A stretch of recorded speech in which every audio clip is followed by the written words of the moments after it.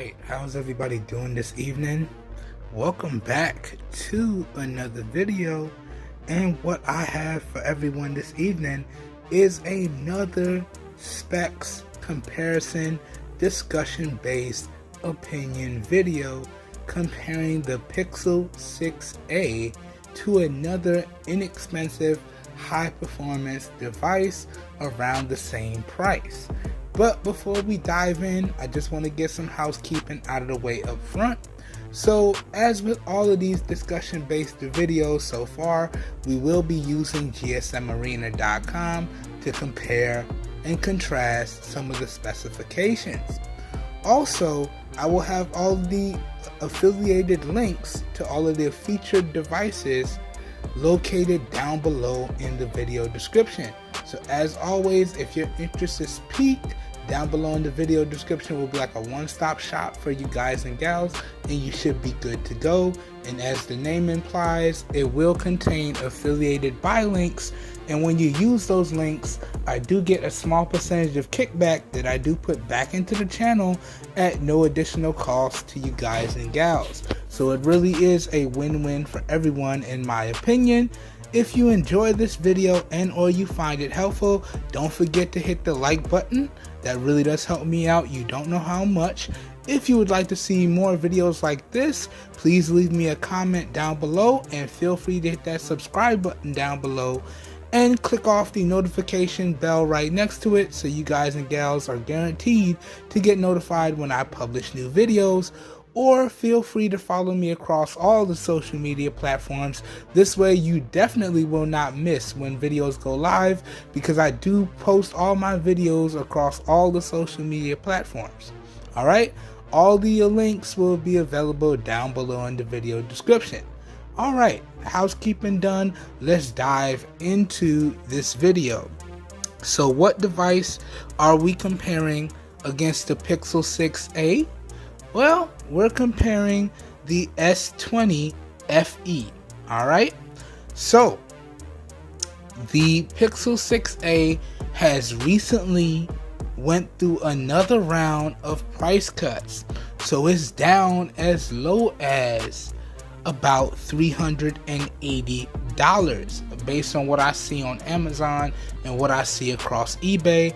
And you can see the pricing that GSM Arena is quoting is coming directly from eBay, but it's down to right around about $380, maybe $400, depending on where you want to get it from.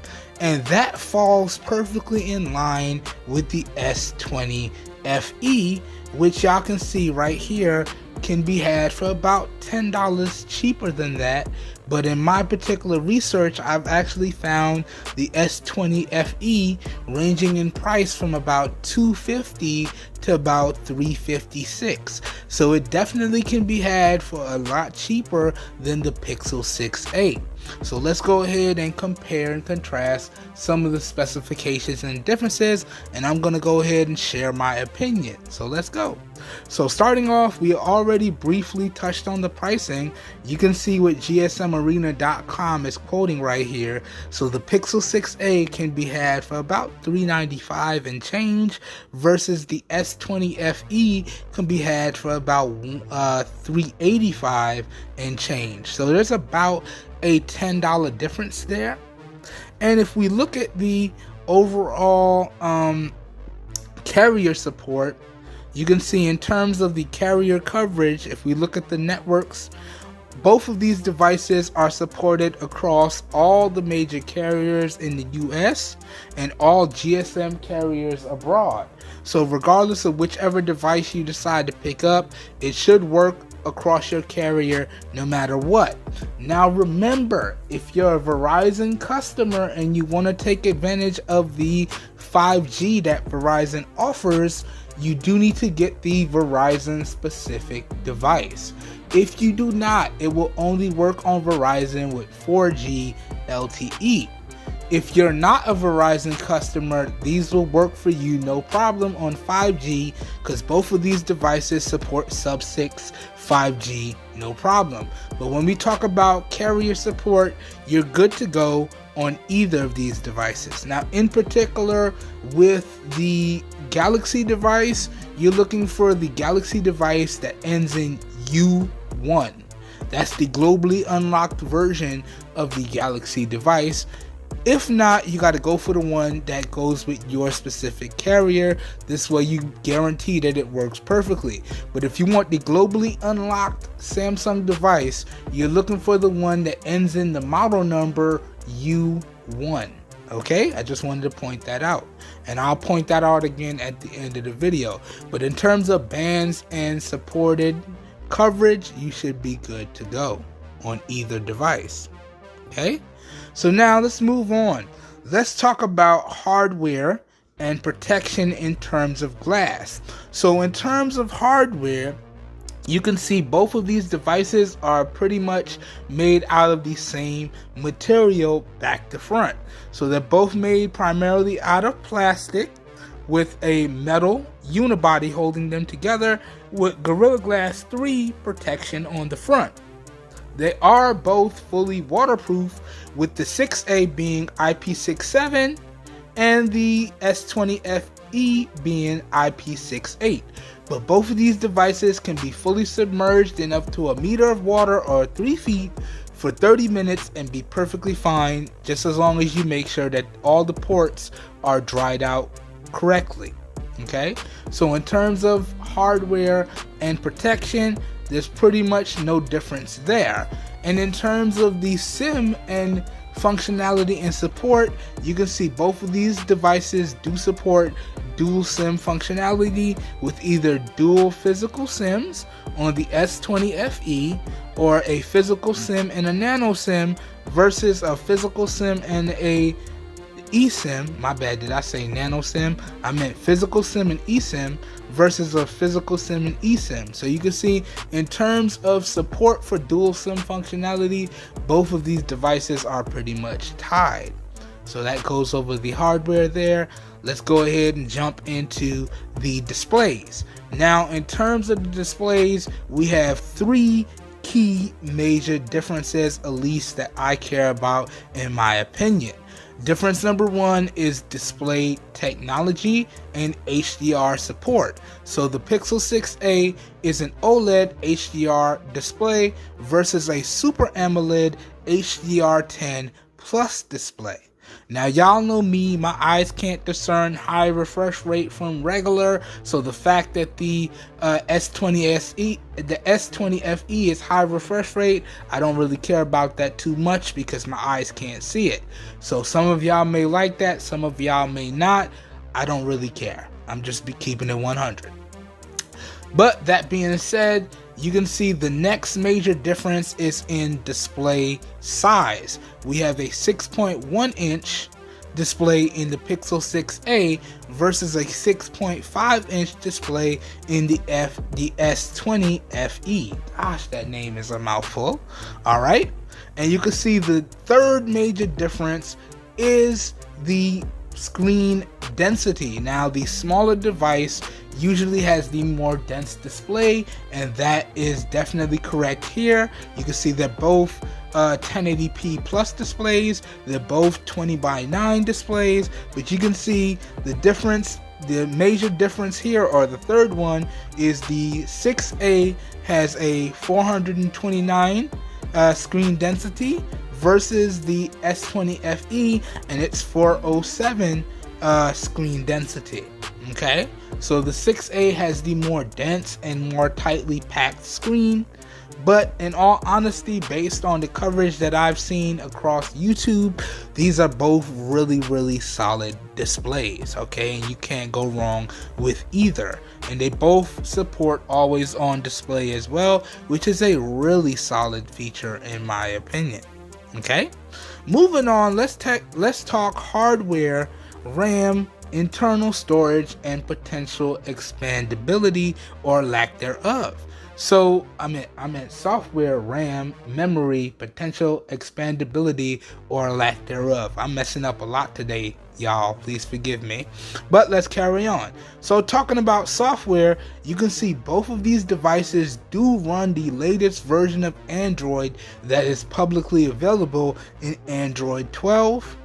And in particular, the S20 FE is running the latest version of Samsung's One UI with One UI 4.1.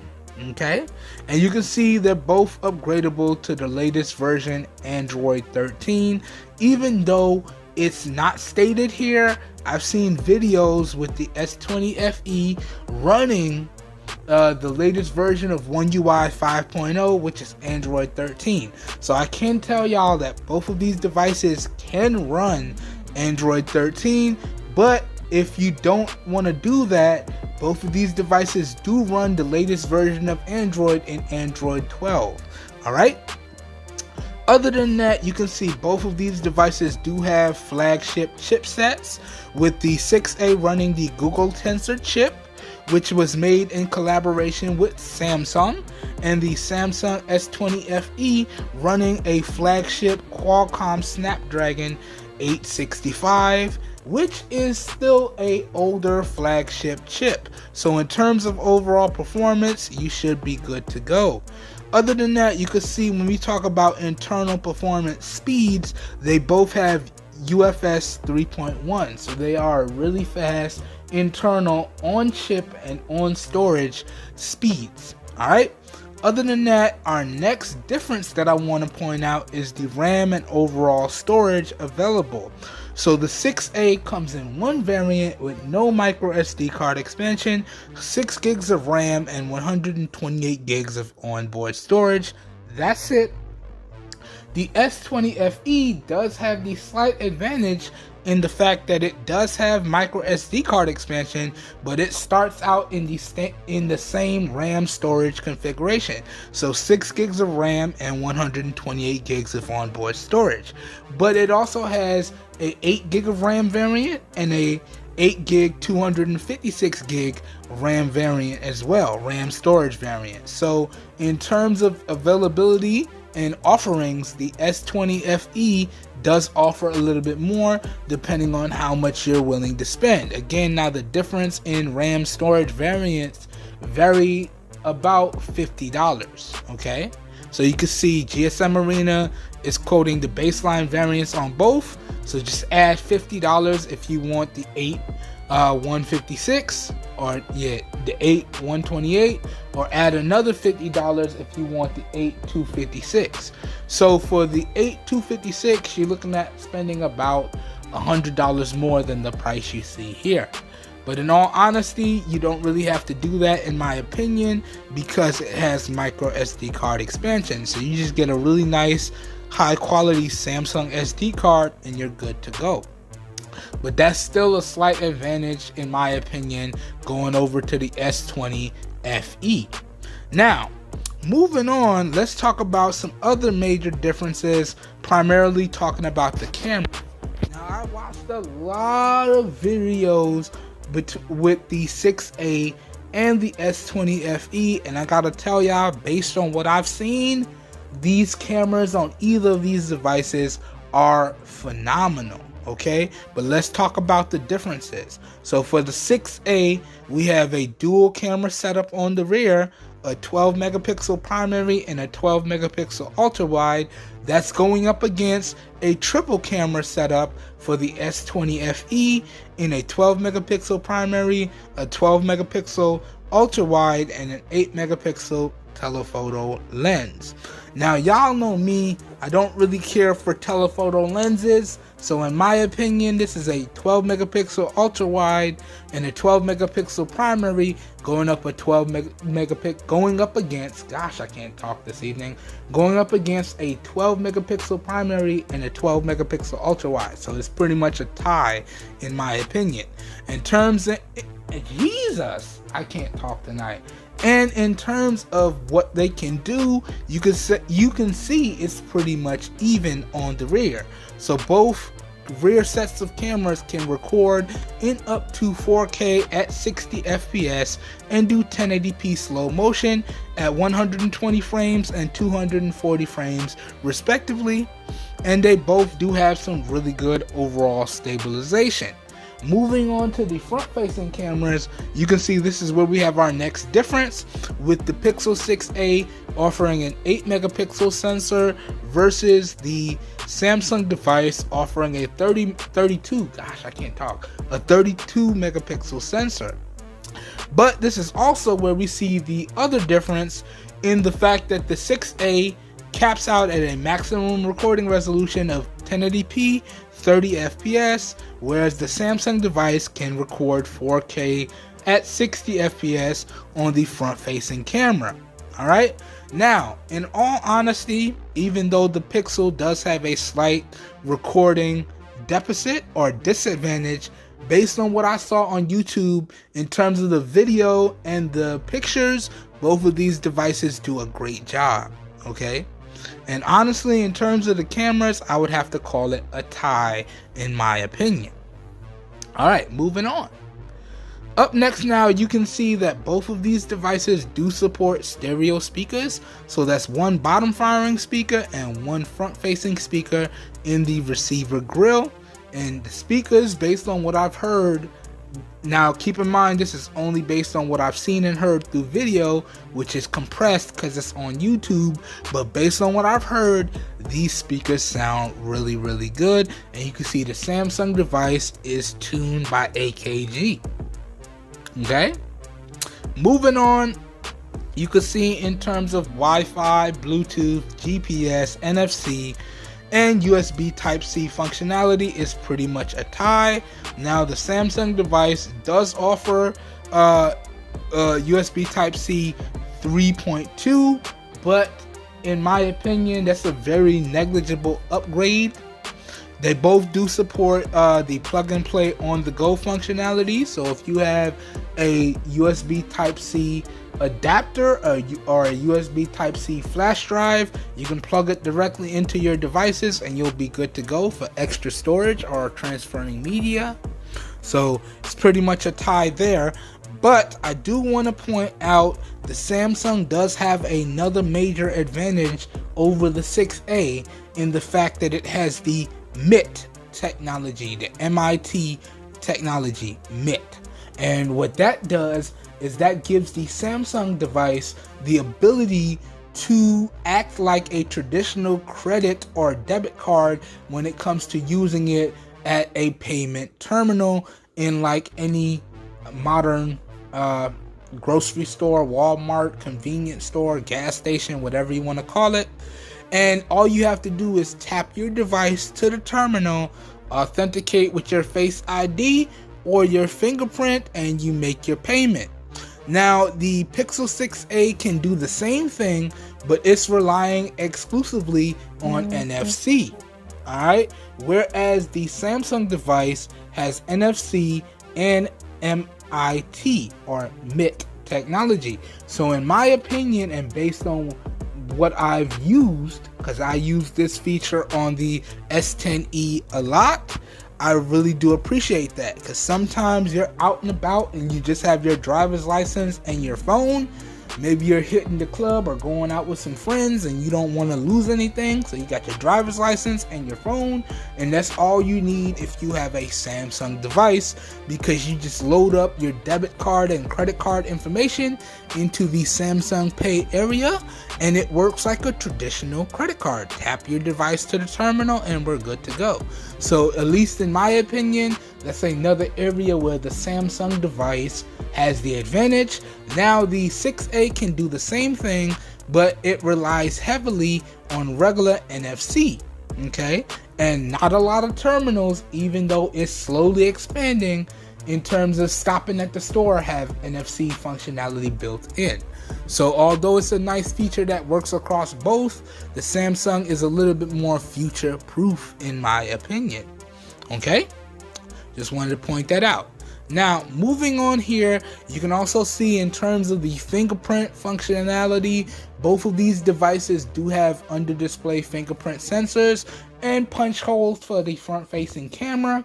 So they both have that modern 20:9 design, but Samsung is using an ultrasonic sensor where Google is using a optical sensor. So it's like the ultrasonic sensor is supposedly a little bit better, but in all honesty, based on what I've seen, they pretty much perform the same. So in terms of under-display fingerprint technology, you should be good to go with either. Alright, and now moving on here, before I talk about the major differences and which one I would pick up over the other, let's talk about battery, charging, and other charging features. So in terms of the battery, the 6A has a 4410 milliamp hour battery versus a 4500 milliamp hour battery on the S20 FE. The 6A can charge at up to 18 watts wired, whereas the S20 FE can do up to 25 watts wired, but the S20 FE can also do 15 watts wirelessly and 4.5 watts reverse wireless charging. So if you have earbuds or a watch that support wireless charging, you can charge them with your S20 FE no problem, whereas with your 6A you only got the wired charging. So that's another advantage going to the Samsung, in my opinion. Okay, now that pretty much runs over all the major differences. Now let me share my opinions and which one I would go with over the other. And while I do that, I want to show y'all the model numbers for both and the colors for both. So I'm gonna have that up on the screen right now. And again, as I said earlier, if you want the globally unlocked version of the Samsung device, you need to pick up the model ending in U1. So specifically, that's the SM-G781U1. That's the globally unlocked version of the Samsung Galaxy S20 FE. Alright, and y'all can see the color choices up on the screen for both devices right now. I just wanted to show y'all that. Okay, now let's talk about which features really do it for me and which device I would recommend over the other. Now, if you follow me on social media, you guys and gals know at the beginning of the year, I posted that the two devices that I absolutely must or really wanted to, it's not a must because I'm good, but the absolute two devices that I really wanted to pick up this year would have to be the iPhone 11 and the Samsung Galaxy S20 FE, and they were extremely close in price, and they continue to be extremely close in price. And then here comes Google to throw a monkey wrench in all my plans with their release of the Pixel 6a, and I'm like, oh gosh, here we go. Now I don't know what to choose, right? And then it dawned on me, I have an iPhone and a Galaxy device, and really the comparison should be an iPhone and a Pixel device, because iOS is ran exactly how Apple intends it to be, and I should have a Pixel device which is ran exactly how Google thinks Android should be, not a heavily modded Android device in the Galaxy device, which is Samsung's take on how Android should be. So if I want to experience Apple and Android directly as their direct manufacturers expect them to be, then I need to be rocking a iPhone and a Pixel, not an iPhone and a Galaxy. So I'm like, oh man, I'm sitting over here torturing myself like, okay, so that means I gotta keep my Galaxy for straight recording, and I gotta grab a Pixel and an iPhone. But then it's like, man, these deals on Samsung Galaxy devices just keep getting crazy. The S20 FE is available for a really great price, as I already stated in this video, But the S10 is also available for a really great price, a ridiculous price. I covered that in the previous comparison video. And the S10e is available for a phenomenal price, right? And I've done a variety of coverage on the S10e, and I have one. That's what I'm using to record this video. So although I know what I should be doing, Samsung has some really compelling offerings that keep pulling me away. And y'all know I record exclusively, well, not so much now since I got the iPhone, but I used to record exclusively on Galaxy devices. I edit exclusively on a Galaxy device. So I'm a little biased towards Samsung, even though I try to be very objective. I just like what Samsung offers, and they always have a way of pulling me away from the plans that I make for myself, and this video right here is no exception. So it's like, man, I really want the new Pixel 6a, but the device that I wanted from the beginning of the year just keeps getting cheaper and cheaper, and it offers a lot of features over the Pixel 6a in my opinion. But if I want to experience Android exactly the way that Google, who is the direct manufacturer of Android, thinks it should be, then I really should be rocking with a Pixel or a Pixel 6a or something in the A series. So that's my overall thoughts on it. But which device would I recommend? Well, if we're going strictly based off of features, y'all, hands down, the S20 FE takes the W. Primarily, if we put all the other convenience features aside, primarily the key things are the bigger display, the software integration with the cameras. You can do so much with the cameras on your Galaxy device, and it has the fingerprint sensor as well as face unlock. Now the 25-watt wire charging, that's cool. The wireless charging, even though it's something that I use religiously, it's not a must-have. And the reverse wireless charging is cool. But primarily, why I would recommend the Samsung over the Pixel is for the face unlock and the more features that you can do with the software and the cameras. Alright? In particularly, and this one is funny to me, Samsung has been using the Bluetooth audio feature for connected Bluetooth devices for years, and Google just recently released an update to have a similar feature on their Pixel devices. So now if you have a Pixel device and you have Bluetooth audio, you can go into cameras on your Pixel and switch it to where it will have the Bluetooth audio coming from the Bluetooth connected device. I thought that was kind of funny that Google implemented that when that was something that Samsung's been running for years. So they're bridging the gap slowly but surely, but Samsung still offers more features in my overall opinion. Alright guys and gals, that pretty much does it for this one. As always, I hope you guys and gals enjoyed the video. I hope y'all found it helpful. If you did, you know what to do. And now let's get into a nice respectful conversation about these two devices. I will see you guys and gals in the comments of this video. Let's talk about it. Let's go. Do you feel like Google did a great job with the features on everything that they offer with their A lineup? Or again, I think I mentioned this before, do you think they should have put in a little bit more, especially compared to the devices that have already been out on the market and continue to be available at a really great price? Also, and I thought this is very funny, how do y'all feel about the depreciation or the quick depreciation of Android devices?